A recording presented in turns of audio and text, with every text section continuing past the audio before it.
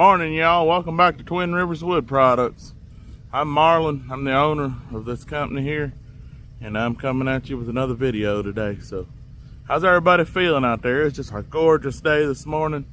I'm getting ready to hit the road here. I got a few errands to run, and first thing I got to do is take a firewood rack. I got it laid down here in the bed to Mr. Charles. Mr. Charles bought a firewood rack. You can see I got these nice racks right here. The 8-footers are $350, and they hold a whole rick. And then there's more right there. And I got these small ones here for $250.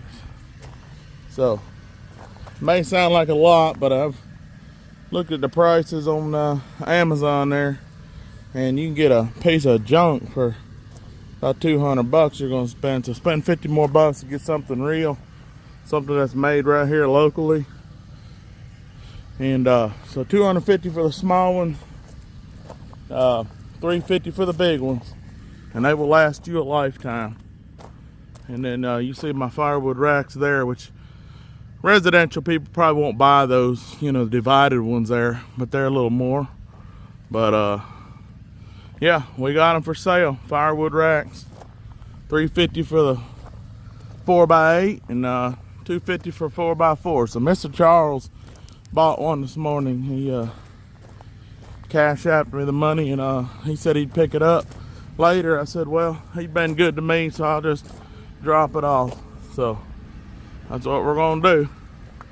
There's the old 24D sitting there proud and tall. We've not even tried to use it yet, but that'll be coming in some other videos. So me and Creed, we're going on a road trip. We're gonna go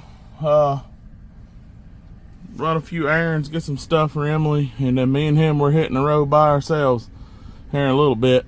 We gotta take a load up north, so we'll be burning that midnight oil tonight. All right, we're gonna fire up Emily's old truck here and get it cooled off and let it warm up and get good and cold in there. There she is, man. I can't wait to hit the road. Look like Eddie backed my tractor out and parked it right there. We need a video on that thing sometime too. So that's my pride and joy there, along with a whole bunch of other stuff I've been blessed to accumulate over the year. So let's see, I don't know if the electrical switch is on. Oh, let's see. Let's see, a Sweet Genevieve will crank. Okay, that switch must be off. Got a safety switch down here. There we go.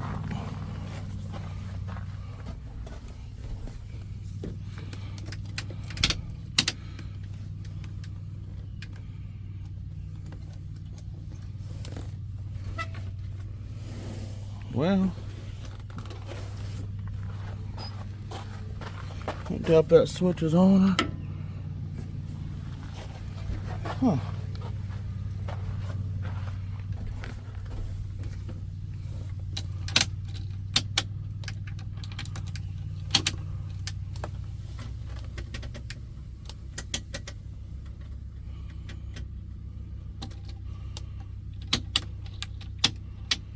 Everything seems dead on this thing. Well, we're going to have to figure out what that's about. Well, I got a crunk. Apparently I left something on. Them batteries are completely dead. I like to never got it jumped off. But Eddie came over. He mowed my yard this morning, so I'm gonna buy him a barbecue plate on Saturday. So we're gonna head down here and deliver this wood rack and hit the road. Alright, me and Creed are finally ready to hit the road. So man, this thing was deader than a door now. The batteries were, so I'm not sure exactly what happened, but we got it running. Got the AC running. Creed, sit up here. Stay up here. Cream. Yeah. We went to go lay down on the floor. So, alright, well, we're heading north. Us and the yellow duck. It's a truck duck right there. So, we'll show you some clips on once we get on the road. Take care. See y'all in a few seconds. Alright, y'all. Made it back to the mill down here. Me and Creed had a pretty good ride down here. Creed, you want to say hi to the camera? Come here. Good boy. There's Creed. He's a little sleepy. They're loading a couple other trucks down here in front of me, and then I'll be next. So, anyway, we'll get on up the road tonight. Looks like there's some rain to the west of us. I'm just sitting here looking at a nice little pond right here. I can see where I'm sitting.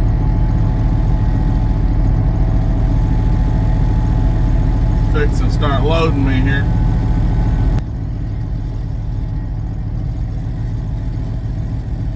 This guy on this loader, well, he sure is good. Don't know whether he wants to be on camera or not. I'd let y'all see him load, but I don't know. I'm kind of particular about that, you know. I don't like to just put anybody on there without asking them.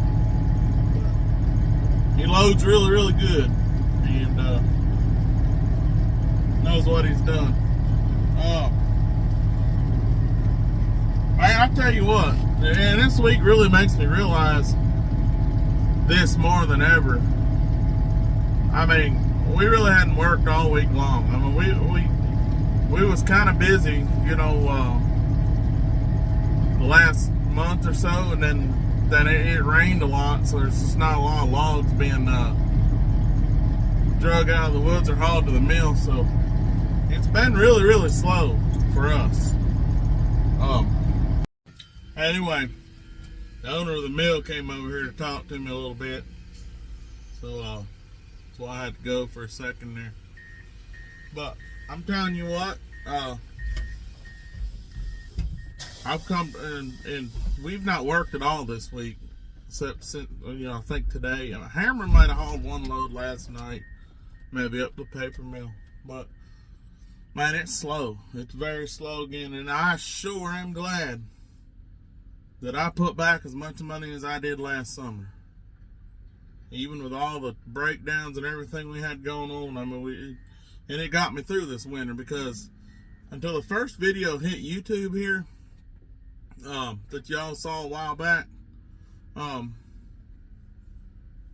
that's the first we had worked since Thanksgiving. So, you know, and I understand my work's seasonal. I mean, I could go pick up I could haul other commodities or whatever, you know. But I specialize in hauling logs, selling logs, buying logs, reselling them, whatever. So, you know, it is pretty seasonal work. But I'm glad I put back as much as I did, because I wouldn't have, I'd be in trouble right now. And that's what I've learned about this trucking business. And I mean, I've had some bad luck with trucks. I mean, here about starting 3 years ago, my old Red finally needed an overhaul. I had 1,000,000 miles on that motor, and it was just time to do something. And Bobby Harris was busy, couldn't get to it.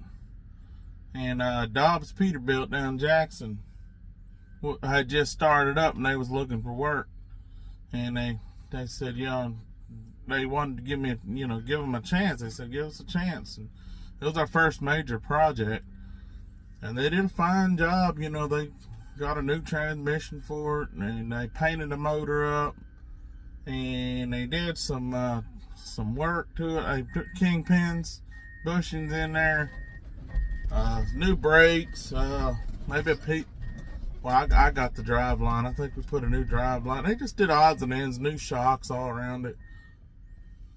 Well, their help just kept quitting on them, and they just kept getting new people, more people, and other people leave. Well, it wasn't long for my truck just sitting down there. And my truck sat down there for 8 months. And finally they got it running and brought it by, which I finally went down there and I told them, I said, listen, I'm going to have to get this truck out of here. Don't bother putting a bumper on it. Don't put no hood on it. Nothing. Just get it running where I can get it towed back to another shop where they'll finish it off. So that's what we did. My bill from that shop after it sat there for 8 months was $62,500. And Bubba, I'm telling you what, I better been glad that I had that money saved up and I paid them in cash. And what makes the story even worse is while my other truck was down there, before I realized that they weren't gonna, that my truck was gonna be down there 8 months. You know, they was working on it. They did a good job. And in the meantime, that 359 my brother was driving at that point in time, it was down there. And it had head, and I bought it that way, and the head gasket was leaking on it, and I knew it was, you know, it was only a matter of time till it got so bad we couldn't drive it. So, you know, they told us, well, hey, while we wait on some parts on my red truck, you know, let me get that 359 in there. It's got a big cam 400, and let's overhaul it real quick. I reckon they just figured it was some easy money or whatever. And we took that down there. They overhauled that truck, and I reckon this is partly my fault, but I would think anywhere in, you know, it's been done before, but I think you should check that block for cracks. And they overhauled that truck. We got over, got it running, charged me 30 grand. And that thing had a crack on the housing, the water coolant housing on the right side of the motor. The jacket had a crack in it, and it was so bad that we had to finally replace the block. That truck didn't run no more than 3 months. We had to replace the whole block on it. So I lost that. Okay, so I was out $62,000, $62,500. While that truck was down there, the 359 got overhauled. Cost me $30,000. Didn't last but about maybe 3-4 months till that got leaking so bad. And we JB welded it. We did whatever we could, because me and my brother finally are the ones that found it. You know, because you can't get a shop to do something, you got to do it yourself. And my brother's good mechanic. You know, he doesn't build motors or nothing, but he's smart when it comes down to that stuff. He found the crack finally, and me and him ground the crack out and JB welded it, and it ran for like another month or so. And so finally we had to get a new block. Bobby Harris had a new block out back, and had to overhaul it again. You know, because you ain't, you know, you have to overhaul it. And Bobby overhauled it, and we got that fixed. You know, it cost me another 20 grand, 25,000. In the meantime, we was running no red truck. You know, when we got the red truck out of the shop finally, it ran about 2 or 3 days, and then the injectors went to missing. We couldn't get to run right, but we finally got it straightened out. I got new injectors. Then it ran for about 7 months, maybe 8 months, and I noticed the blow-by kept getting worse and worse and worse on it, and it just kept steadily getting worse. And finally I took it back to Bobby. I said, Bobby, I don't know what's wrong with this truck. And I said, this is the job that Peterbilt charged me $62,000 for, $62,500. And he said, man, I think that's blow-by. He said, we're gonna have to overhaul that motor again. So I had to overhaul the red truck second time, and Peterbilt wouldn't cover none of it. They didn't cover a dime for it, and it was all on me. I had to pay cash money. So here I am out of $62,500 plus 30 grand from Peterbilt, and another $24,000 to redo the 359. Now I have another major overhaul on my red truck from Peterbilt that Bobby did then. That was another $20,000, and that was all within a year and a half or so. Here this past year, or end of last year, it might have been around December, November maybe, right before we quit, or one of our last loads, so it had to have been before Thanksgiving. I don't know what happened, but that motor in that 359 went down again. Now I think it's because there was a leak somewhere in the aftercooler, and water got down. There's a lot of water in the oil, and it got left run at the shop. It got left run, and it idled. I think whatever it did, it blew a hole in top of the piston. So we had to overhaul that truck the third time, and so that was, by the time it got done, that was December maybe of last year. But it's running good now. Also, in the meantime, and there's another truck I got. It's not been featured yet. It's down in the shop getting some fuel pump work done on it. But it is also a 379. And in the middle of all that, I had bought that truck for a good, reasonable price, and with the motor down in it. Had a B model cat in it. So in the middle of all that other stuff, I overhauled the engine in the third truck. That B model cat, and it was $24,000, I think, get that done. So, man, in the last year, I've overhauled the 359 3 times, old red 2 times, and built a B model cat. So I spent, oh goodness, $62,000 plus $30,000 plus $24,000 plus $20,000 plus another $20,000 plus $24,000 for the B model. Way up there. But you know what? I was glad I'd put up some money and get some rough times. I don't see how we made it, but we did. Got it all paid for. Most of it in cash. It just really shook me though to think about that. Man, you got to put up against bad times. I mean, that money's running in. Yeah, it's fun to spend it on a lot of other stuff, you know. But if you're serious about running these trucks, keeping them on the road, by God, you better have some thick back pockets, some deep back you pockets. might be getting that pulpwood, ain't you? I got a bald wheel, Bill. I gotta put it in the shop. 10 for. I cut this off, radio. But we made it through. We made it through some tough times, and you know, we was always used to it anyway. You know, in the logging business, when we were logging, we was used to some rough times. But you know, it really prepared us for this. And I know this summer I'm gonna put back every dime I got, and that's another reason we're starting this firewood business. And I'm not gonna sit around all winter long and just take it easy, you know. I want to start a business, you know, that at least will give, you know, my employees or whoever something to do in the wintertime, you know.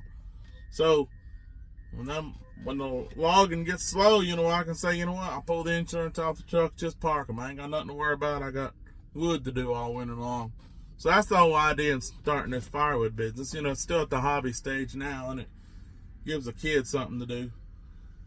But, you know, I'm just looking ahead. I'm just trying to start something, you know, to where we don't have to stress in the wintertime when things get slow. I mean, wintertime, I feel like when you're not working should be a break, you know.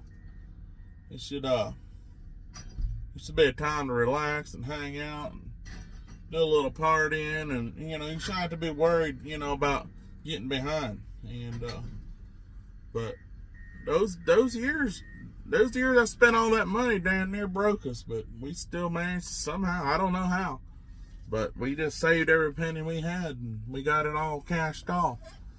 But I tell you what, I mean, yeah. Some people want to talk about having some problems. Well, I'll trade with you. I'm not saying, you know, issues are big, you know, and we have a lot of income coming in from the trucks, so we're able to, you just working with bigger numbers. You just wind up working with bigger numbers, and but man, I ain't get a dime out of Peterbilt for none of those.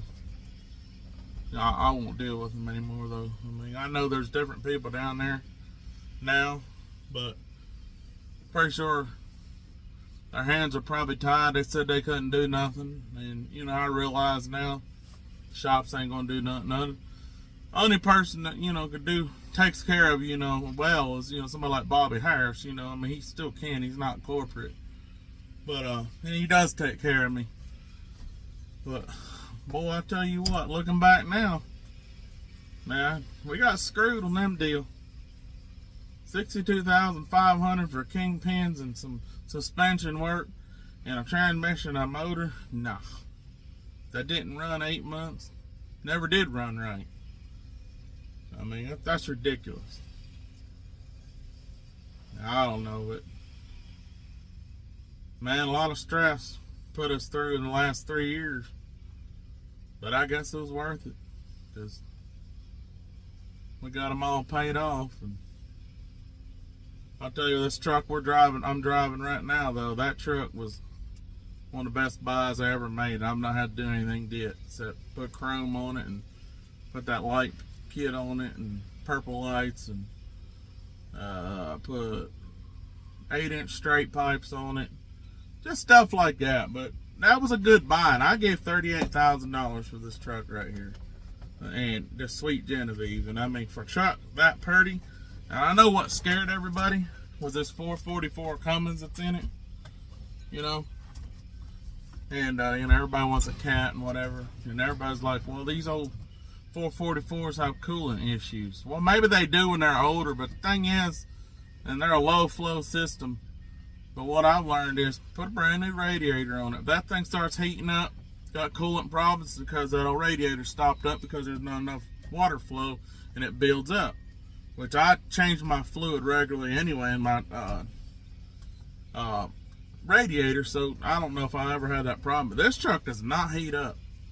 I mean, you can put it to the floor on a hill and it will not heat up. So this truck, the 444 Cummins, does not have a problem heating up. So I don't know. It was a good buy. It's not a powerhouse. I mean, and there's probably, the motor could probably be tuned. I mean, these 444s are supposed to perform pretty good, but it ain't no powerhouse. I don't care. $38,000, I have a truck that looks like it's the best looking truck I got. I feel like 359 looks sharp too, but 700,000 original miles on it. $38,000. That was the best buy I've ever made. I've not had to do nothing to this truck, so maybe that's what we should do. Just go buy trucks. I don't know. I really don't. Still don't know whether it's better to buy them cheap and fix them up so you know what you do. But then again, unless you're doing the work yourself, you don't know whether the shop's doing a good job or not. Because with my luck I've had with shops, I don't know. It's a fine line there. Y'all have to figure it out. But whatever it is, we made it through it. Paid them off. And trucks are already paid for, but we made it through somehow. So lesson of the day: put that money up. Don't spend it all. If you got it, you ain't gotta spend it. Just put it up. Put it in cash or in a bank or wherever you want to, and just keep stacking it up. Because by God, I guarantee, rainy day's gonna come. You'll be glad you had that money. Another crazy thing about it is when you're broke attracts problems. Broke attracts breakdowns. I don't know what it is, whether it's Murphy's Law, but when you're broke, you're guaranteed to have 50% more breakdowns and problems. You can have 100 grand cash saved up, 150 grand, and nothing breaks. As soon as you get below $10,000 or $5,000 in that business account, and you're scrimping around, something's gonna break. You're gonna blow a motor up or lose 3 or 4 tires, or I don't know, just something's going to happen to stress you out. So keep that cushion of money there if you can. I know it's not always possible. I mean, you know, there ain't a whole lot I ain't been through financially when it comes down to this, but keep some saved back. Don't spend it all. You can't afford to go on vacation, don't go on vacation. You know? And dang sure don't borrow money to go on vacation. But then again, that's what keeps the economy going. But you ain't gonna catch me doing that. But you know, you only live once, but being stressed out financially is not something I want to do, and I've been there, and I'm not gonna do it again. I'm not gonna buy a $300,000 truck on payments.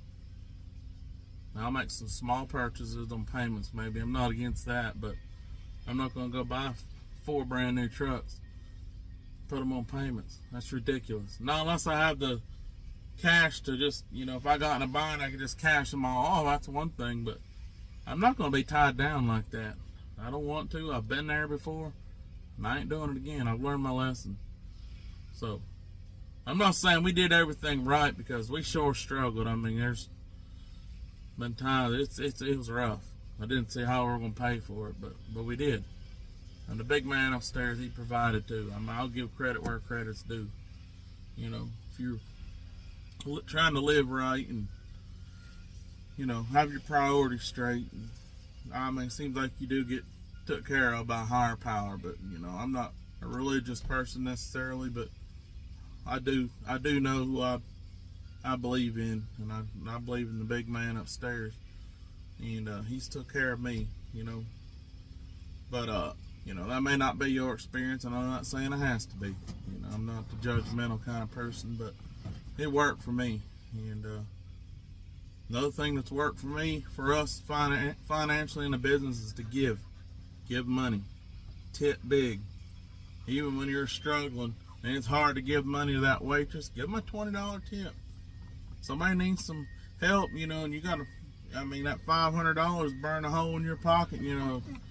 Just give it to somebody that needs it, you know. I'm not saying deprive yourself to where you can't provide for your family or can't buy fuel for your trucks next week, but I guarantee you what goes around comes around, and I've learned that being stingy won't get you anywhere financially. Guaranteed will not get you anywhere financially. And I don't like being around stingy people. I'm not a stingy person. Nobody knows me that way. And it's not because, you know, I do it because I feel like, you know, that's the person you want to be. Because we can't take none of this stuff with us when we go. So why be a stingy person? Give, and keep giving. And even if it doesn't look like it right away, you know, you'd be like, well, I give and give and nobody helps me. Well, so what? The reward in the end is going to be worth it. You know, when you're laying on your deathbed, you're not going to be worrying, man, I shouldn't have given that $500 to that single mother in need, or I shouldn't have tipped that waitress $50, or I shouldn't have tipped those waitresses at that restaurant or wherever, you know, $100 bill for their Christmas, you know. And you're not going to be worrying about that. You're going to be worrying about the things you didn't do, the good things you didn't do in this life. And so that's what I want to live. I want to live like that, you know. I want to live by that, and you know, and I'm very thankful to the people that supported us all through the years too. You know, it wasn't that many people. I didn't really let many people in on everything we were going through financially. You know, I kind of keep that to myself. But you know, there was people that were really good to us, and the ones that were, we'll never forget you. You know, you're more than just friends, your family. And so anyway, that's my rant or my word of the day, whatever you call it. Save money. Don't go too deep in debt. I'm not saying don't put your, none of my vehicles are on payments or nothing either, but I mean, I can kind of see that. Small payments here, small payments there, you know, maybe on something that's neither here nor there. But your main livelihoods, well, I don't want the stress of huge payments on the machinery that I'm making a living off of. But that's just me. And what do I know? Vice isn't worth any more than what you paid for it. So, but anyway, I just kind of wanted to give you a backstory on our trucking company. That part of it, it wasn't easy. It may look nice now. Have 4 of these old antique semis or whatever. You know, some people are in new trucks. I like old trucks. You know, they look nice, but I don't think people know what all we went through to get them and to have that. A lot of sleepless nights and just, yeah. But, you know, we made it through, you know. And they finally paid for it in 3 years versus, I don't know how long it takes to pay a brand new truck off. But, you know, good learning experience for us. So, anyway, well, I sure appreciate you hanging out with me today. And, hope I didn't bore you too much, but I just had to get something off my heart there on that there, and at least let you all know, you know, what we did to get this trucking company started. So thank y'all for liking and subscribing. Keep on, them numbers keep going up, and y'all are really, it's humbling, and we don't, some days it's just hard to believe how fast this channel's grown. And that's something I would have never even thought of a year ago, is to ever have a YouTube channel, much less talk on one. So that's quite the journey there as well. But hey, it's because of all y'all. And so thank y'all very much from everybody here at Twin Rivers Wood Products and Mid-South Timber Harvesters. Y'all have a fine day, and we'll catch you on the next video. Be safe.